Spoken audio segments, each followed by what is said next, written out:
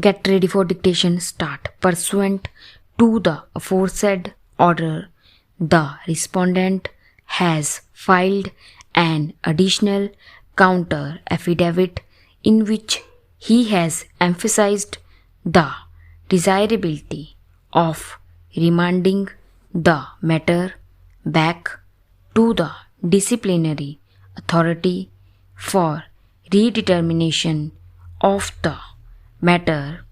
He has emphasized that failure to supply the inquiry report to the delinquent deprives him of making a proper representation to the disciplinary authority before that authority arrives at its own findings with regard to the guilt or otherwise of an employee. This admittedly not having been done, clearly the respondent was prejudiced in submitting his defense. Stop. Para. Even if this court concludes not to remand the matter back to the disciplinary authority, at least it has to be remanded back to the High Court.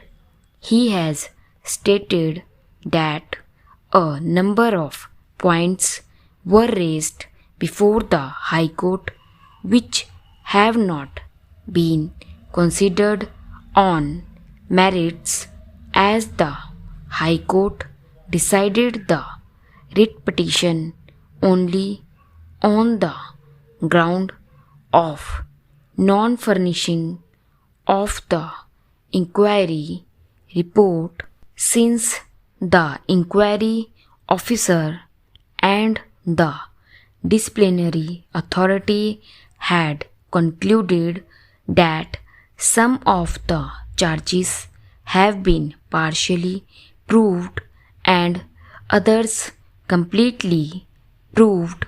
It was necessary to supply the findings of the inquiry reports only.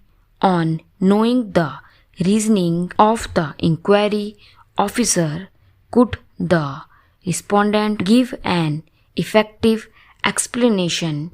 It is further pointed out that with regard to the charges relating to Maharajganj, the entire amount has been recovered. This fact is noticed by the disciplinary authority. Stop. Para.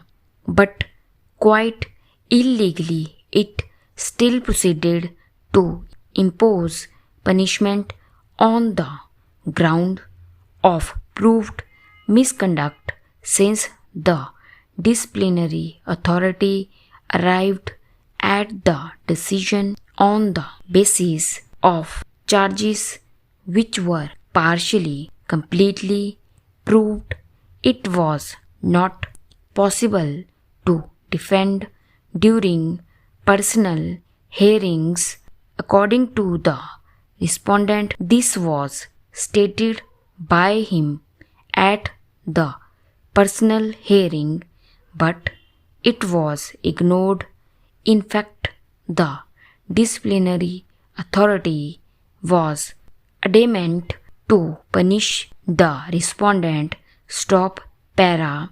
All these issues could have been highlighted if the High Court had decided the writ petition on merits.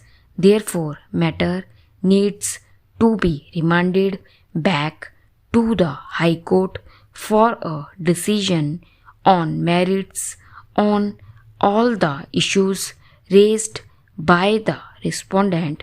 In our opinion, the aforesaid grievances of the respondent are without any factual basis. The petitioner has placed on the record of this court the translated copy of the charge sheet, reply of the respondent to the charge sheet, stop.